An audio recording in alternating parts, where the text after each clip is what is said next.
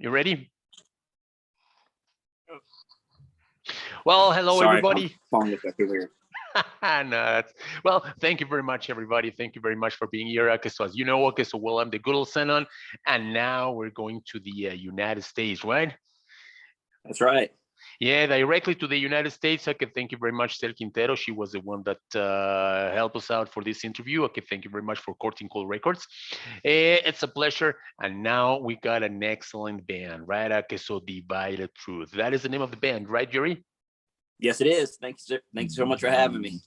Thank you very much. Okay, but first of all, okay, so before we go on, okay, so tell us something about you, Jerry. Okay, so what is your position in the band? What instrument do you play? And tell us something about you. I'm the vocalist. I sing in the band and I play some rhythm guitar whenever they let me do it. They need it. So, but yeah, born and raised in Jacksonville, Florida. Been here my whole life and just playing music in and out of the scene around here. And then just started singing probably about 10, 11 years ago with a couple of other metal bands from here. And then hooked up with Divided Truth back in 2019 and just been going strong ever since. Well, but before Divided Truth, okay, so well, you're telling us that you have been playing with some bands, some of good material that we need to recall, or something that you would like to share with us. We need to look for. Yeah, you can look at for it. So I was in a band called New Day for about 10 years. It was actually the first band I really sang for, like on the, as far as writing music and singing for them. It was a lot more progressive metal, probably a little bit heavier than Divided Truth is right now. But definitely a lot more longer songs, like 7 and 8 minute kind of anthemic, epic kind of songs. But yeah, we got some stuff out on YouTube. You can look up New Day.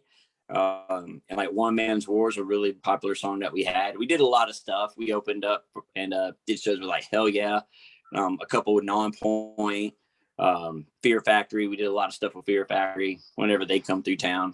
And but yeah, I got really a lot of good experience with those guys. They're really excellent musicians. So and then so we did that for about 10 years and just played around, Florida and just stayed in the Florida scene. Didn't really do much of anything else. Not like really what Divided Truth is doing. Yeah, well, Florida. Okay, so well, there are a lot of good bands. For example, okay, so I think that in December, Monstrosity. I don't know if you know them. Is going to come here to Mexico to play. So Really? yeah, so they're coming. Yeah, yeah, and they are an awesome band. Okay, but 10 years, 10 years playing with a band. So what happened? Why did you decide to leave, or did they split? Okay, so what happened? Just that the band just everybody just got older and got more into their jobs, and the families started getting bigger and just spent less and less time getting together. And we had just the typical creative differences and stuff. And like I wanted to do more of a hard rock and not so much just always screaming. And I wanted to do more melodic singing. And I had a lot of material that I've written that just didn't fit for New Day. And then when I hooked up with Chuck from Divided Truth, it just a lot of that stuff seemed to gel a lot better with him. And so yeah, I mean, in fact, the drummer, he's my brother-in-law. I mean, there's literally my family. So then New Day is, and so it's a lot of fun, man. And we rib each other a little bit because they moved on to other projects and I moved on to what I do. Well, and then 2019. Okay, well, in 2000, I think that in 2020, that is when we started all this pandemic situation. So, well, you gather, Yeah, you gather in a really difficult time, right? yeah, we did. We started. It was the summer of 2019 when we got together and really started writing a lot. Like we wrote our whole EP within like the first 6 months, and then we went in and recorded it during the actual pandemic. And then released it during the pandemic. And thank God, we live in Florida. So Florida is a lot more of an open state. Like they never really shut down. They pretty much just let everybody use their common sense. And, and we were able to do some shows still, at limited capacity. They were still letting like half capacity in, and everybody was very responsible in social distancing and everything else. And we just kept playing shows and got tighter and tighter as a band and just kept writing more and more material and went on and played a couple of festivals up here. And it's been a lot of fun. We've had just a blast in like the year and a half we've been doing this. So it's pretty awesome. So that was the EP, right? Okay, so how many songs do you have? 4 or 5?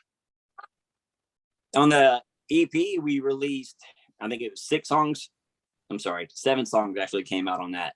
And then we just released a single, Pull Me Away. We released that one as a standalone single. We went in and recorded that with Damian Starkey he used to be the bass player for Puddle of Mud. He's done a lot of work with Saliva and Shine Down and stuff like that. He's a very, very good producer. So the label wanted us to release that one on its own as a single. And so, and it's done pretty well. So we're pretty happy about it.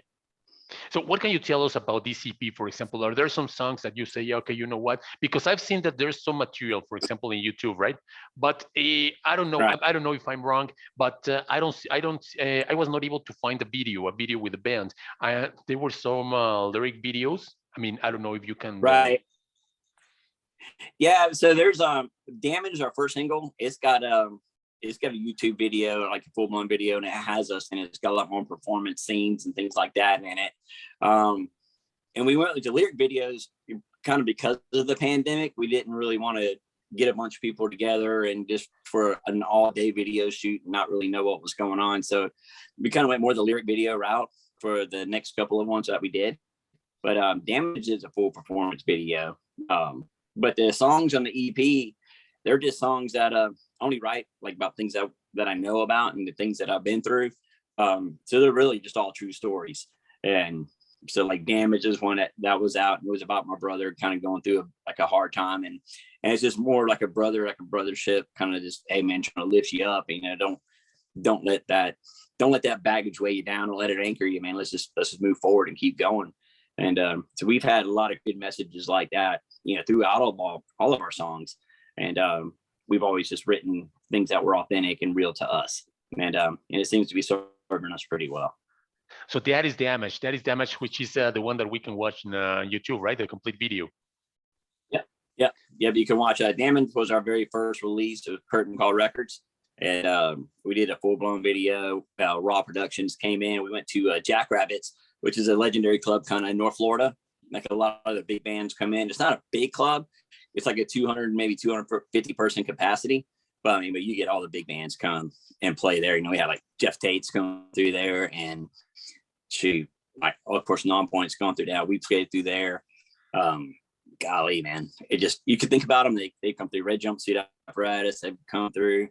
Just a lot of bands. Prong, I did a lot of shows with Prong there, so it was pretty cool. It's a cool venue, but that's where our video was filmed at. So it's a good place. And what about some of the other songs that you have in the album? Okay, well, you're mentioning something about Damage. Another song that you say, well, you got to listen to this one. Okay, so listen to the lyrics, especially because as you're telling us that it's all the songs have a very important part of your life. Okay, so what about a message that you can that we need to listen to in those songs? So 4 years is 4 years is actually the song that grabbed the attention of DWP, Danny Weber Presents, and ended up putting us on Rockville. And that song, and they actually made a video for it. It just don't really the bands in it, but it's a lot more of going through like abuse, like child abuse and things like that. My mom was married to a couple different husbands growing up, man. You know, just hard times. And a lot of them they weren't always the nicest. So you just kind of had to endure that abuse and kind of get through it. Me and my brother did. And so we wrote about it. And it's just about overcoming that damage and overcoming that abuse and the psychological abuse that it puts you through. And, and you try not to that on my own kids, you know what I mean? And just try to make sure that they're not going to inherit that from me and that I just kind of squash it. That's the cool thing about all this music is I could take all of my demons and put it on paper and put it in song to where I don't have to reflect it on, and I don't have to pass that on to my kids and they don't pass it on to theirs. Yeah, and especially okay, so really interesting stories, right? I mean, for example, the one Damage about your brother. Okay, so now talking about child abuse, for example. Okay, so those are not like easy topics, right? Right. Yeah, and it's hard because like New Day, that was a lot more political. Like we wrote about a lot more political things, and with this band, it's definitely a lot more personal, and it just seems to be like it's a lot more relatable to people as a whole. And so I think that everybody's kind of tired of the whole politics. At least they are here anyway. And I'm just like, I think they want something that's real. I think they want something that's authentic and you would like to see people pull the curtain back and you exposing yourself and making yourself vulnerable.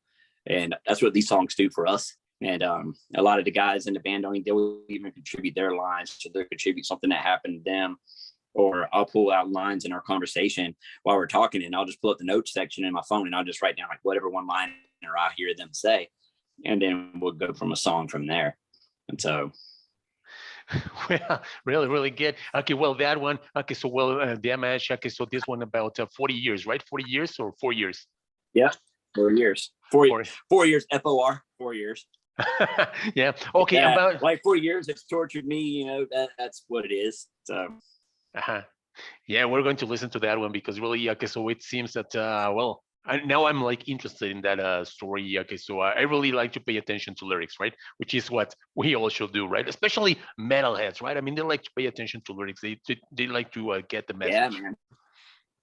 Mm-hmm. I strongly agree with that. I think that I think metalheads in general, you know, there seem to be extremely genuine people. You know what I mean? So I feel like they're a lot more. They're going to be a lot more honest with you, and they appreciate it when you're more honest with them.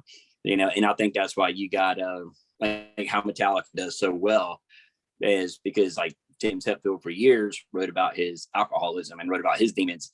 You know, and so I think they were very well received. And you know, the same with like Chuck Billy and Testament and those, you know, even Mudvayne and Hell Yeah with Chad Gray, the way he writes is very real and very authentic. And I believe that the fans, the metalhead fans, just appreciate that a lot more. I don't think they really want to hear about how much money you make and all the cars and the chicks and everything else that you got. I think they want to know about what makes you tick, and they want to be able to relate to you. And I think when you're real in your lyrics and you're real in your songs, and they definitely appreciate that a lot more. And besides, let me tell you something. Okay, well, don't get me wrong, but I think that music business is more difficult than in the past, right? So it's like now it is not like, okay, you got a lot of girls, you got a lot of cars, you got a lot of houses, a lot of money. Now you gotta have a second job so that you're able to support. Okay, so what you're doing, right? What you really love doing. Yeah, if you're doing music for money these days and you're in it for all the wrong reasons, you're definitely not gonna. It's hard to make a living.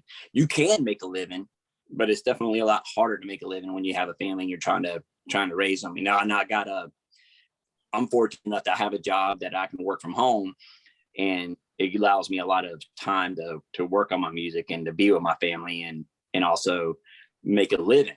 So where I can just keep music pure in my mind. You know what I mean? So like I don't have to rely on it. It's not a job to me. It's just something that I love to do. And I just want it to support itself.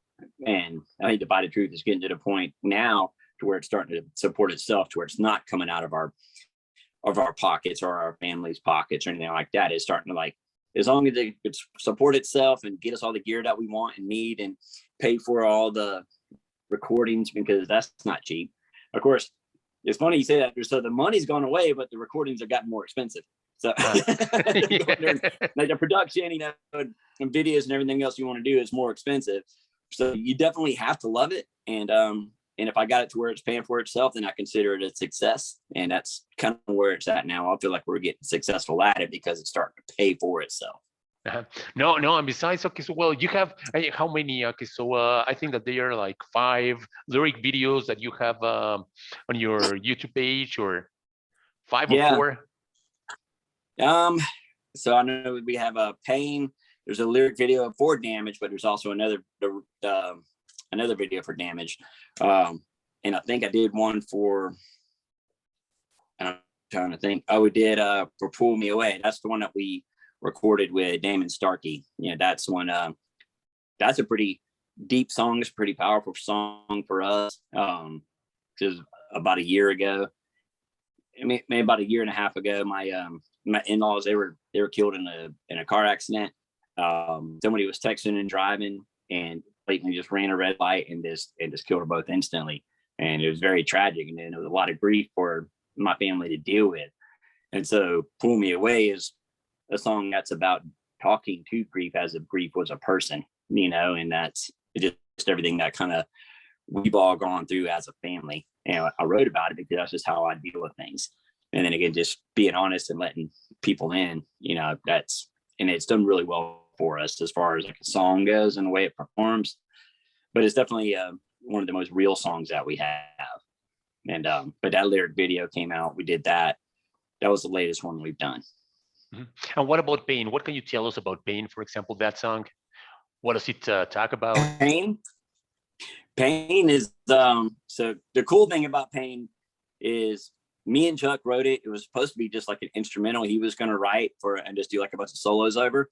And then so I heard him playing it, and then I started singing over it. So I stole that from him, so he couldn't do it. But Pain is so I got, you know, I got kids from a previous marriage, and Pain is about being a father and dealing with, you know, not having your kids, you know, dealing with, you know, having to pay like that child support and basically giving up your rights. You know, you still get them when you're, you know, like on weekends and holidays and all that other stuff, but you're really not raising them anymore, you know, and then fighting back and forth with their mom and things like that, you know, and it just, nobody wins in it. And that's like in the chorus, the end line in the chorus is that the loser gets the pain, and only people that heard about it are the kids. Nope, you don't win, you know, and so many, I think, parents get involved with who's getting the upper hand over the other one, that they lose sight of the fact that it's just hurting everybody, you know, and people that can co-parent, and good for them, man, and more power to them. Unfortunately for us, we couldn't do it. And so that's where Pain came from. And it's kind of like my explanation to my kids, because they're older now, you know, like he's 18 and she's 20 and in college. And so that was my explanation to them, you know, on why I didn't and why I couldn't always be there, and why I fought as hard as I could, but just the system is kind of rigged more towards it's rigged against the dads. It's rigged against the fathers. And the more you fight, the harder they make it on you. And so you just it just hurts everybody, I guess. And that's what it's from. That's what it's about. It's about my kids. No, and that is really interesting because, for example, okay, so now that you're telling me all this, okay, well, sometimes, okay, so well, you like metal, you like rock, you got all this kind of music, but now what you're telling me, you're not talking about demons, or you're not talking about I don't know, politics. I mean, you're talking about real life situations, right? Sometimes, okay, Yeah. I feel like, because I had the same situation, for example, in my family, where you're not able to see your kids and all that, and I say, oh well, okay, so it's good. Yeah, it's good to hear or to listen to music Yeah. that really relates to you. I mean, that really opens your mind about your life, and you're saying you're not the only Yeah. one. I mean, it's like you're not talking about the rock and roller or the headbanger or demons or dragons or whatever. Now you're talking about real life situations, which is like really, really Right. interesting, right? Yeah, absolutely. I'm talking about everybody. I'm talking about everything and everybody. You know, everybody goes through that, and because everybody's going to have, you know, family issues, and everybody's going to have issues with, you know, with their baby moms and the kids, you know, rebelling and things like that, and dealing with that dynamic.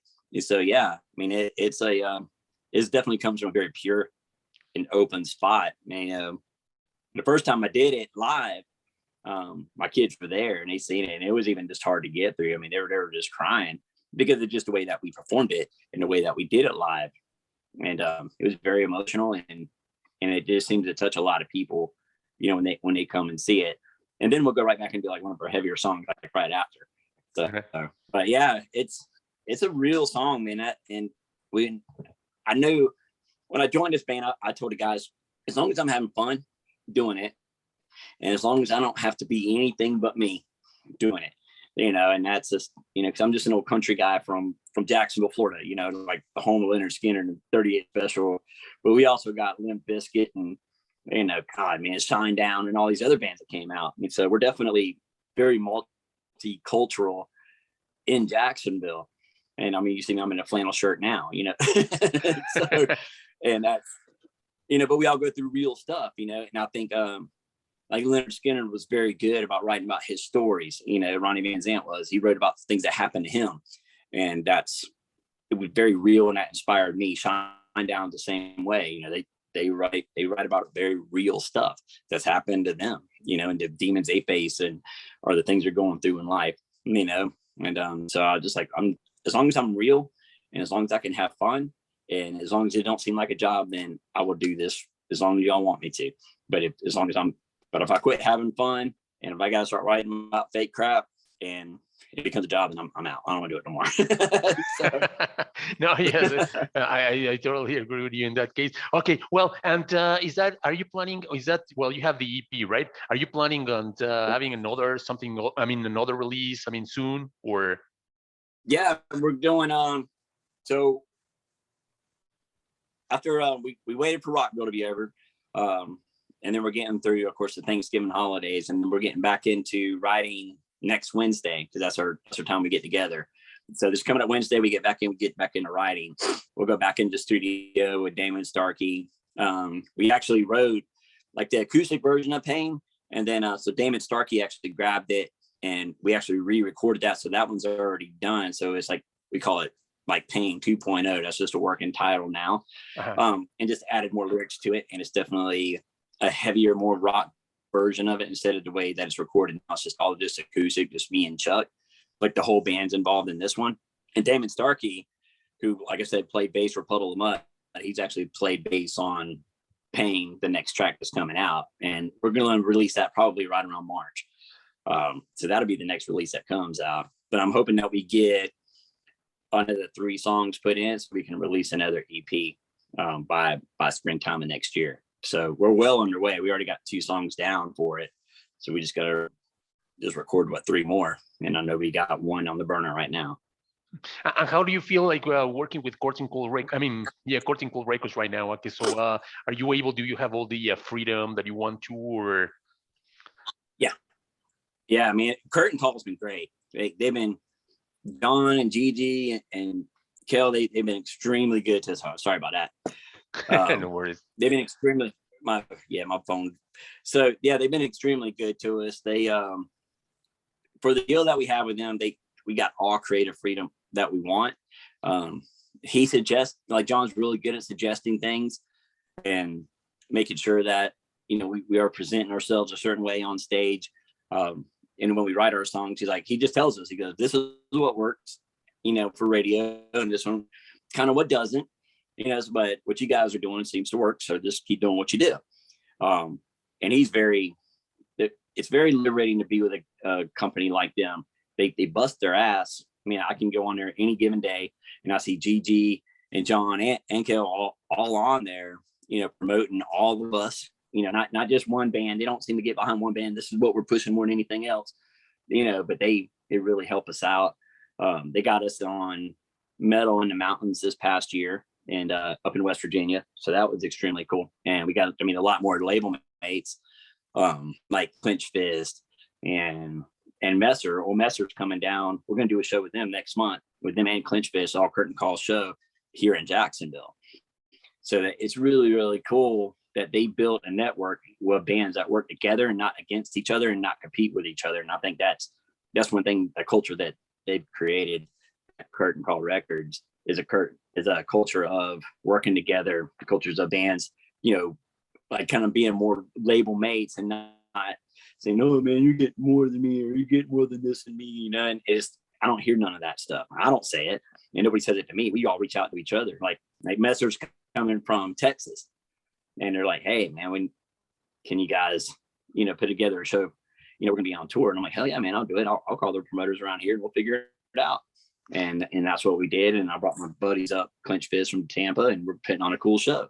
And that's the atmosphere and the culture they created. And so I'm very appreciative of them for that. And I get to talk to you. That's one of the coolest things. I get to talk to people like you. And you know what I mean? I'm in, like I said, right now, I'm in Myrtle Inlet, like just south of Myrtle Beach, South Carolina right now. And I'm talking to you from, Mexico. I mean, that's freaking awesome, So yes, exactly. We hope to get out there to you guys. No, and you're going to be amazed because, for example, so here, so the metalheads, so well, they really, really know how to rock, how to bang their heads, and they love your music. For example, I have played your music in the radio station. So now that I was sent some music, and yeah, they said, "Hey, when are we going to have this band here in Mexico?" And yeah, soon. I really hope that Courting Cold Records, so take a look at this because they are moving. They're moving a lot of bands there. In Mexico, right? I mean, it's not only in the United States, they are trying to promote the music, all over the world. which is something that we Yeah. appreciate. And Yeah. knowing Yeah, for bands. sure.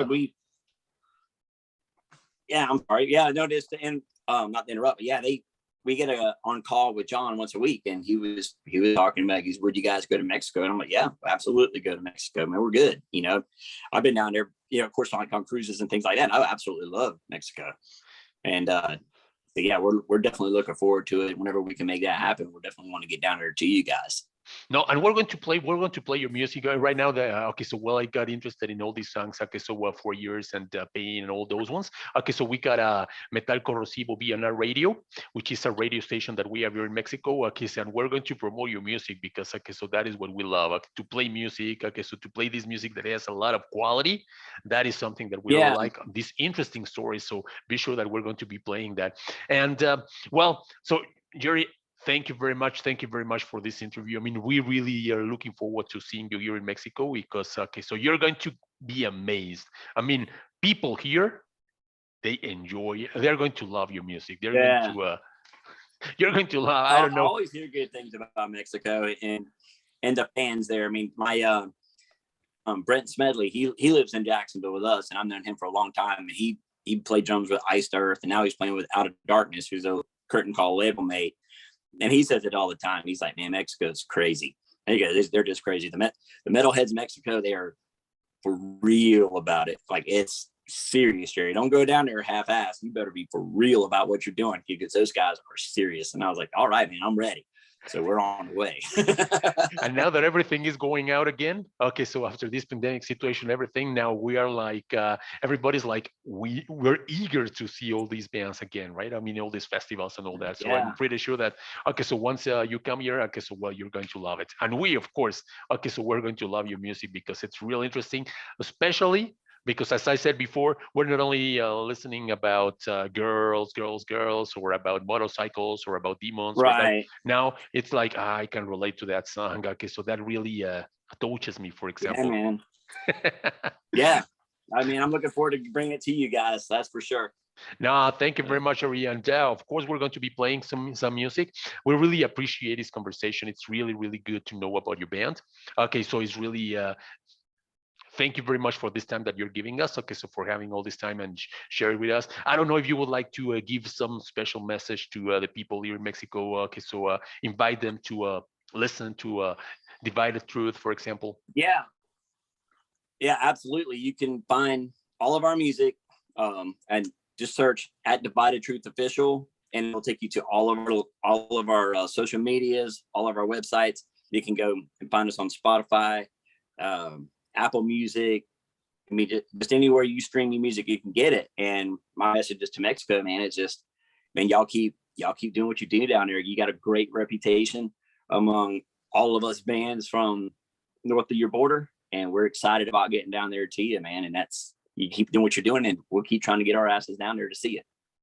Okay, well, thank you very much, Ari. Thank you very much, and thank you very much. Listen to Divided Truth. Okay, so what is the name of your EP? It's self-titled Divided Truth. That's it. Just Divided Truth, self-titled EP. Okay, we're going to listen to that one. So let me just stop this one. Thank you very much. And